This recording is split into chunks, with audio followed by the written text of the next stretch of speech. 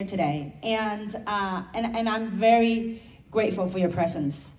And yesterday we were celebrating with a group of people that came miles away from internationally, and Daniel and Charity was very kind to grace us with their presence. And I said to Daniel, I forgot I texted him last night or this morning, I said I couldn't find a better person to be leading at the helm with Daniel Piku. So Daniel, I'm so grateful for you. And Charity, you are certainly a CLO.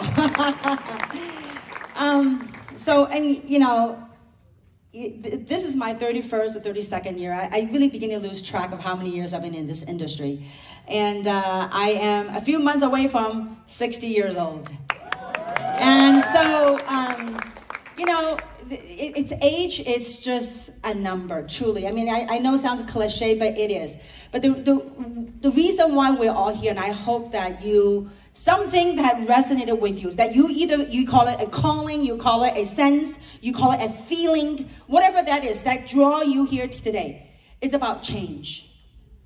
As we live our life, the past whatever years that we'll live our lives, with our parents, the condition of parenting, the schools, society, government, whatever that is, that every single day, that there's something that's battling for our thoughts. There's something that's battling for our belief system. And the reason why we are all here is about change. And how one will embark on a change is in the presence of a new understanding. And I hope that the things that Daniel has shared with you and all of these incredible leaders here that share their why they're here, that you are in great presence of new information, of things that spark something in you, because that's the beginning of change. Earlier we had a session.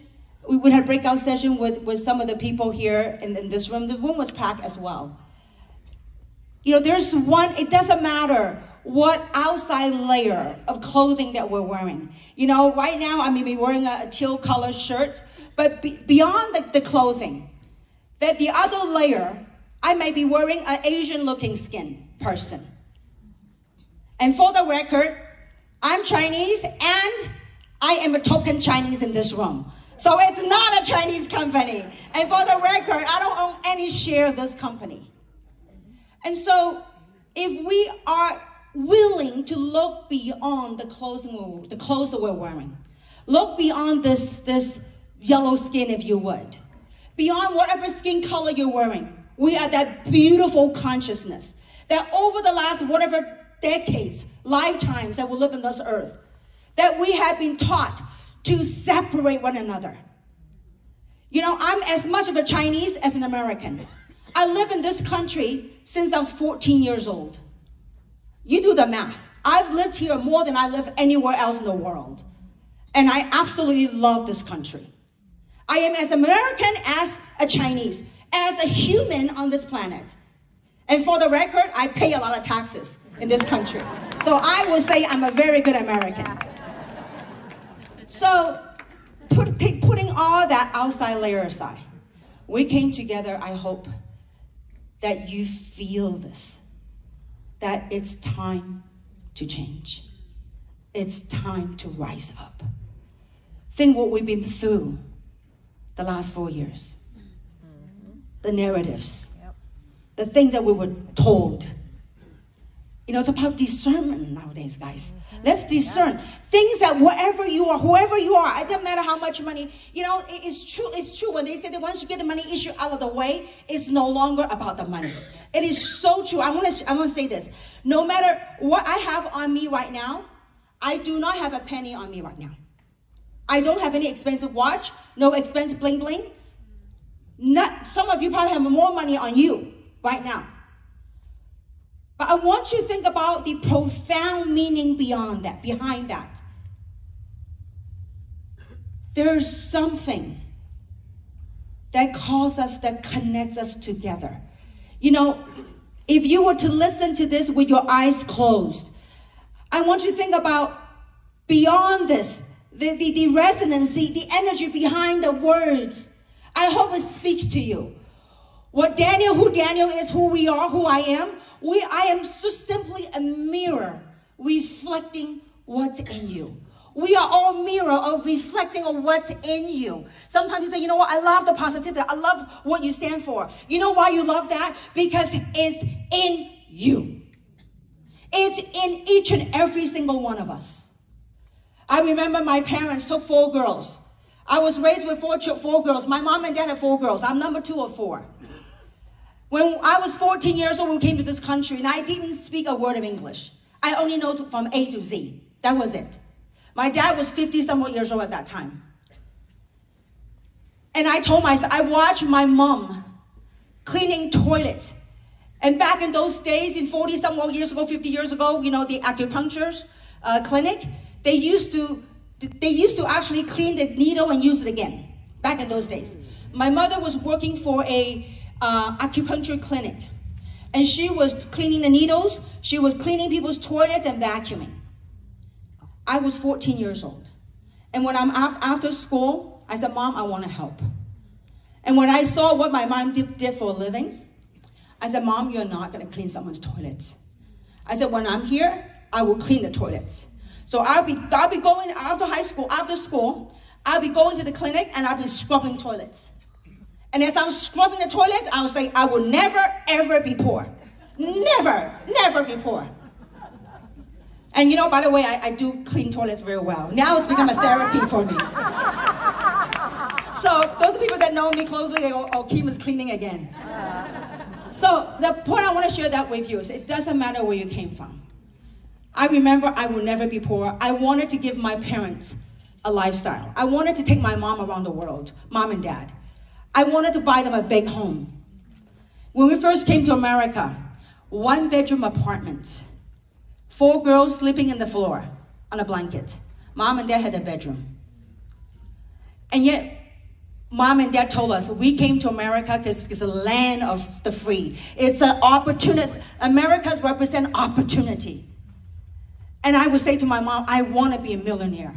Mom and dad said, you want to do that? You got to go to school. So I went to school, went to college, graduated from college, and I worked. After 10 years of working in corporate America, I found myself unemployed, lost my hope, lost my dream, didn't know what I was going to do. Before network marketing, I was a vice president for a supplement company. Not network marketing. We would sell to Whole Foods, Sprouts, Mothers, all the natural health store, and sometimes doctor's offices. I was a VP for that company. Long story short, one day I was called into the office and I was fired. Not because of wrongdoing, because I was fired.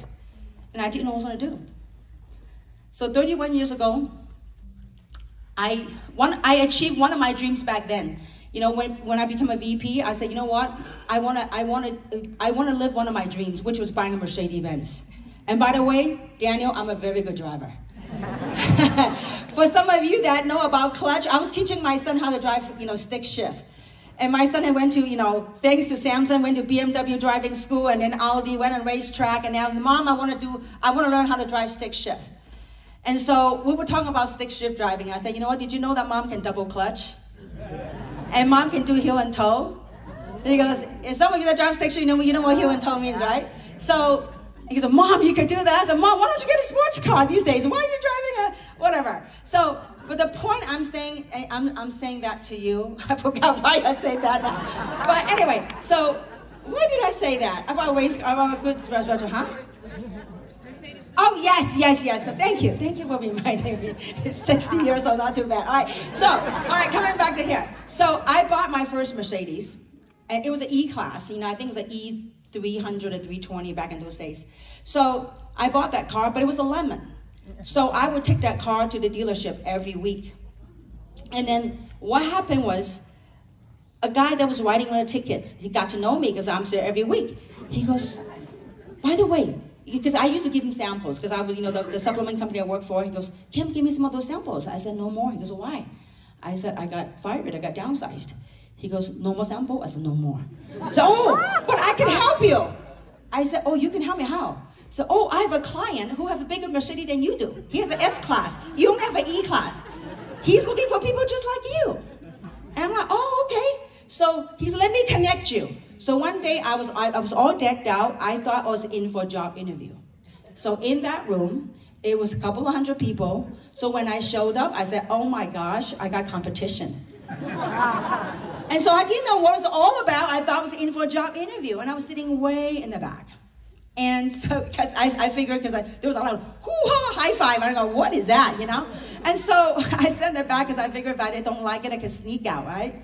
So anyway, long story short, at the end of the event, I was very emotional, I got excited, and for the first time I saw two things in my career. First, I saw hope. And I saw people with a glimpse of hope. You know, all these years of working in corporate America, I never had once show up to work that you see people with glimpse of hopes, right? And the second thing I saw people clapping and cheering for one another. I mean, what you think about this? When was the last time you show up to work and people go, yo, there's Dr. Deho. You're lucky they don't stab you in the back, right? Let alone welcome you, you know. So that was very refreshing for me. And so that's how I got involved in the industry. So I want to bring into context of the journey that perhaps some of you are on and some of you will go on. So when I got involved in the industry, I remember I got so excited. I went home. I got so excited. First person I shared was my sister, who I looked up to a whole lot. You know, she went to USC and I went to UCLA, and you know, so go, oh, she got her MBA and all that. And she goes, the first thing she said to Kim, you drank the Kool-Aid, didn't you? I'm like, excuse me? She goes, Kim, you're an accountant. You are a bean counter.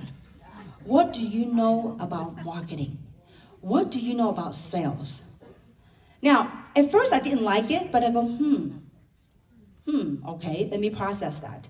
Then I talked to some of my friends. And also, I also worked for a company, an aerospace company. I was a senior accountant for that company. So anyway, I talked to some of those people, and not only did I not get a positive answer, not only did they ghost at me, they laughed at me. They ridiculed me. And some of the people that went to UCLA with me for my postgraduate studies, some of the people that went to UC Irvine with me, they all said, Kim has gone mad. She has gotten involved network marketing. So with all that came, then I went to my sponsor. I said, you know what? I think I made a mistake. I put it on my credit card that I didn't have the money for back in those days was $695. I said, it's really a mistake. This is not my gig. I'm a professional, and it's just. And he goes, Kim, let me tell you what to do. He goes, will you do something for me? I said, okay, what is that? He goes, why don't you attend a training? You go to a training. If after the training that you still want to cancel, I promise you I will help you process for a refund. I said, okay, that's fair enough.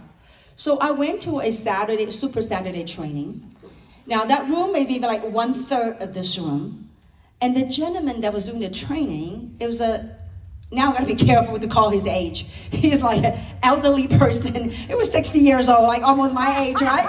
So, and he was like, you could do this. This is what you do. He talked it so ever slowly. And I looked at him, and he drives a Rolls Royce. And I'm like, wow, if he could do that, I think I could do it. So I went to my sponsor, and I said, I think I'm really gonna give it a shot. He goes, what? He goes, Kim, let me ask you this. He says, how many years you been working, and you got all this college degree? How many years you been working? I said, 10. He goes, you mean to tell me after 10 years of working that you can even come up, because I said, you know, I didn't have $695. I put on my credit card. I really want to cancel. He goes, Kim, let me get something straight. And this is really helpful, I think, for most people. So he says, let me get something straight. After 10 years of corporate America, after all your education, you don't even have $695 to change your life. He said, I got some news for you, young lady. He goes, whatever you've been working ain't working. And by the way, your financial vehicle is broken. Now, this dude was a 6'4", like he's like as tall as Daniel. It's a 6'4" tall Chinese guy. I mean, like, and here I'm 5, whatever, right? And I'm like, who the heck are you to tell me that? But at the same time, what he said rung true. I worked 10 years with all those degrees, and I couldn't even find $695 to change my life. Whatever I was working ain't working. So then I asked him. I said, can people really make money in this industry? He goes, absolutely. And he lives in Beverly Hills. So I said, okay. I said, well, what's the most you can make in this industry? And this is back 31 years ago. He goes, well, at that time, it's an iconic figure. He's walked on, he's walked off. Thank you for him setting the record. Back in those days, he was at $1 million a month. Iconic figure, Dexter Yager, right? So I said, oh, I'm gonna remember the name forever, Dexter, thank you. So he was, my sponsor telling me, you know, he was making $1 million a month. I said, $1 million a month times 12. Oh, that's $12 million a year. I said, that's nice. I said, I can live with that. And so, unbeknownst to me, at that moment in my logical mind, unbeknownst to me, that planted a seed of what's possible. And when times get tough, you just cap at it. When you love what you do, you just cap at it. You gotta own it and you gotta live it. And so, who would have thought, as I worked it, year after year after year, having the blessing and the opportunity of making $1 million a month after month after month after month, year after year. What an incredible feat. Someone that came to America when I was 14 years old, didn't speak a word of English. Educated here, went to school here, went to work here, got involved in this space. And I really believe that this is all part of the journey. Sometimes when we look back in our lives, that as you look back, these different steps, different decision points, different actions that we take, different choices that we made, point us to where we are. And so once, as the previous company, Samson, myself, and a group of people, that we started a company from my kitchen table. There was 5 of us. We built a company in 13, 14 years, become a $14 billion company. We did over $14 billion in sales. And with that kind of sales, with a B, with that kind of sales, many lives were changed. And so was mine. And so in that journey, making all that money, in 2016, I think it was, I began a different chapter of my life. You know, with all the money, all the bling bling, you know, you begin to, there's only so many things that you could buy. Because this is a leadership here tonight. And I really want to impart this value because the future of 3 is in this room and beyond. It's right here. You are the future of 3. So in 2016, I began to question, why am I here on earth? Why? Yes, you make money. Once you make the money, what do you do? I can only buy so many things. And those things I buy, that matter what I buy, a car, a big rock, maybe I'm happy for about 10 minutes. And then what's next? So 2016, I went on a search. As I'm looking for a place that not a whole lot of people, that I don't have to deal with a whole lot of people, and I want to hide out, kind of hide out and search for the next chapter of my life. So some of you know the story. I moved to a little town called Sedona, Arizona. How many of you know Sedona? All right. Now we got a group of Sedonians right here. Okay. So I moved there. I said, you know what? I don't want to deal with people. I just want to be, I want to search, why am I here? What am I brought here to do? And so in that journey, in that quest, in that search, the answer didn't come right away. It wasn't until 2023. As I was questioning, like, why am I put on earth to do? Then we all know what took place the last 4 years. When I saw the shift in this world, the change in this world, it's not happening in one country, one region. It's happening all over the world. In the very beginning, perhaps some of us saw those drop-dead videos and all that stuff. I went from very scared. As I went a deep dive into seeking for truth, what's really happening in the world, I went to different rabbit holes. And let me tell you, I realized one day I was walking on my land that I felt a calling, a voice, a vision, whatever that is. Because I was asking, what am I put here to do? Money? Yes, have it. Material things? Yes, have it. But what am I called to do? And it was at that time, the question came in, says, how were you blessed? You came to this country with nothing. How were you blessed to be where you are? What were your giftings? What were your gifts? And with that, I realized that the journey, the path I've been put on to this industry, that I do have my gift. And that voice came and says, you know what, there's more of you out there than what's controlling it. And so because of that, I said, okay, now I gotta do something. I gotta come back to work. I don't wanna come back to work for money. Money, I have plenty. But I wanna come back to work for more for life. The things that I'm blessed with, that we can help impart on others. Because that resonance is already in you. So I was called back out to work. Then that night I went home and I had a dream. And that dream was, okay. The dream came, and the next morning, I called Samson. And I told Samson that dream. I said, Samson, I had a dream.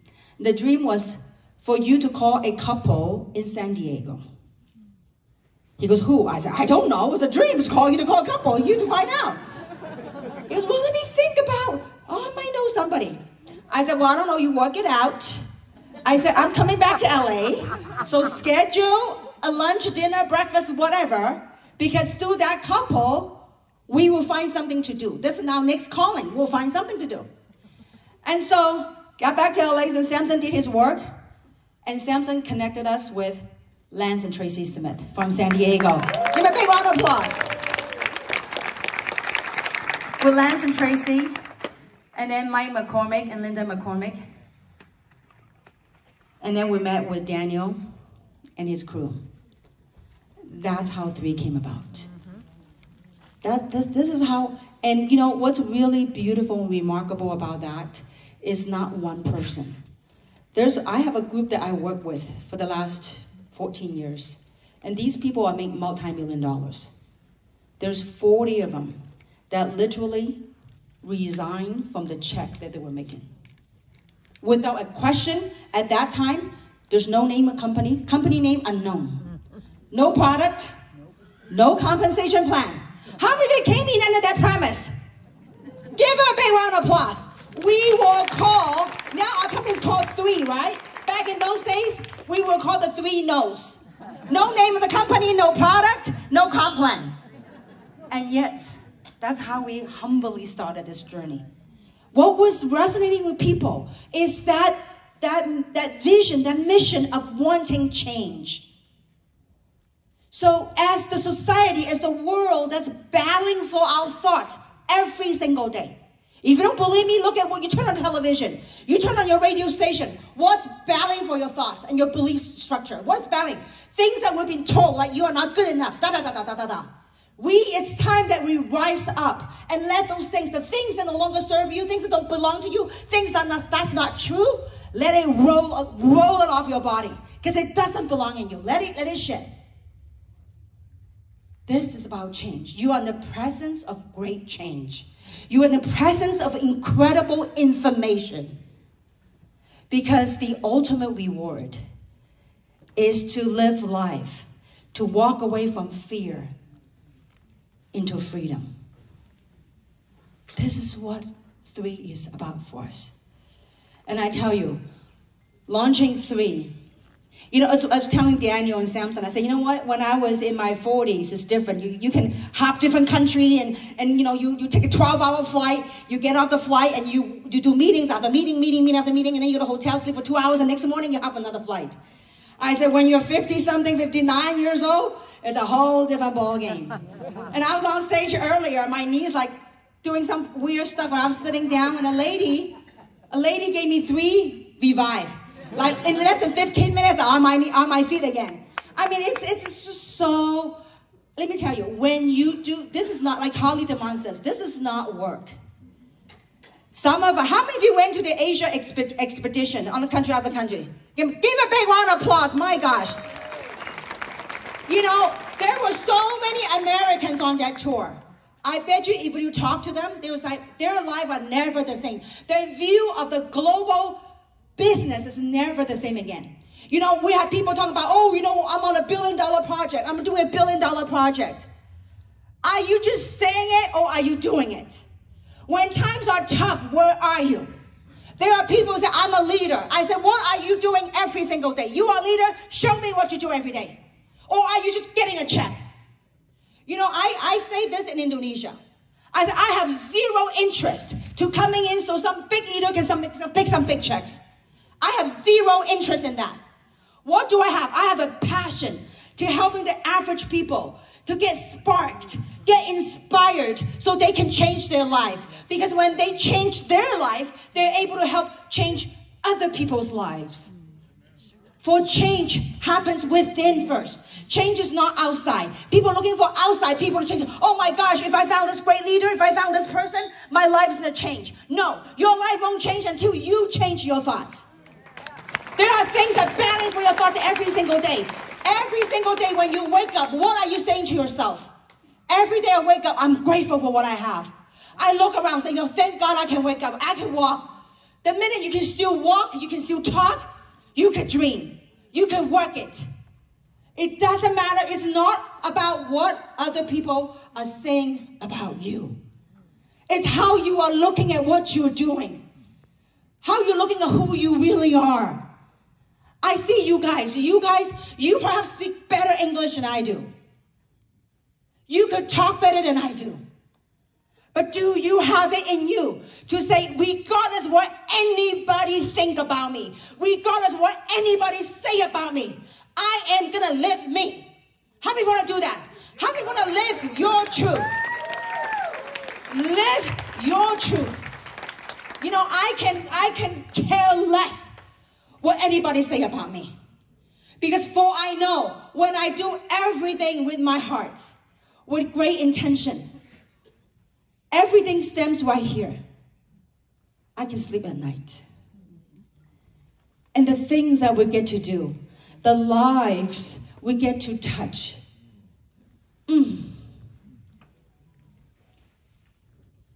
That's what I live for.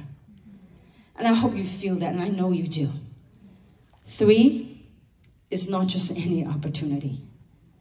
3 is magical. You know, you feel it, you know. Those of you that do this, you know. And anytime when you're in doubt, put your hand in your heart. Just quiet down. And think about today and tomorrow and day after, the people that you get to meet, the energy you get to bathe in. Why do we do this event?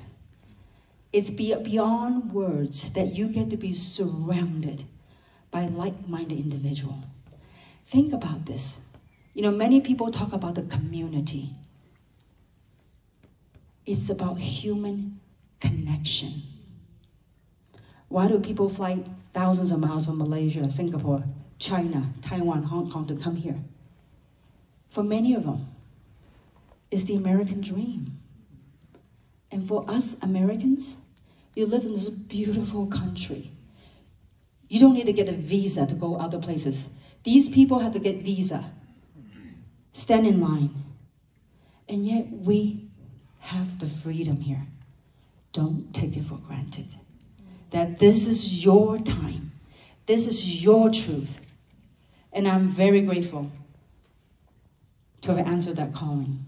I'm very grateful to have Samson and a group of people that believed in this whole incredible calling, that they chose to say yes. And without Daniel saying yes, we won't have what we have here today. And so Daniel, I have watched you the last 17, 18 months. I tell you, I met it from every energetic frequency I could type on that phone. It said, I'm grateful and I'm happy for you to be leading at the helm. Give Daniel a big round of applause, please. So, and all this you're seeing is a collaborative effort. I do hope that today, from this event on, whoever you are, really, really, don't just say you're a part of a billion-dollar company. Don't just say that you're a leader. Don't just say that.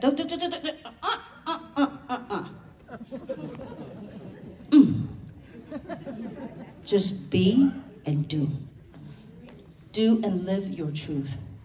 If you're blessed to be making whatever money you're making, if you're blessed to be at whatever rank you're doing, go out there and make a change. Go out there and live that. Whatever blessing you've been given, go out there and share. Go out there and do an impact. Why do you think Daniel has all the toys, all the money? Why do you think he need to come out and work? He probably, if anybody can top my hours, probably Daniel. Why? Why? There's something that's driving us. And I hope that all of you, live your dream, live your truth. For what you have at 3 is truly a unicorn. It's a unicorn company, it's a unicorn project. With that, I'm gonna bring up, now this is a convention, right? So how many of you wanna know about, because this is leadership, right? How many of you know about the promotion that's coming up? All right, okay. So I hope that all that encapsulate in that is your belief for living your dream. That is the fuel that will help spark you to carry you through, to achieving, to living the best version of yourself. So with that, I'd like to bring up Mr. Samson Lee to talk about the promotion.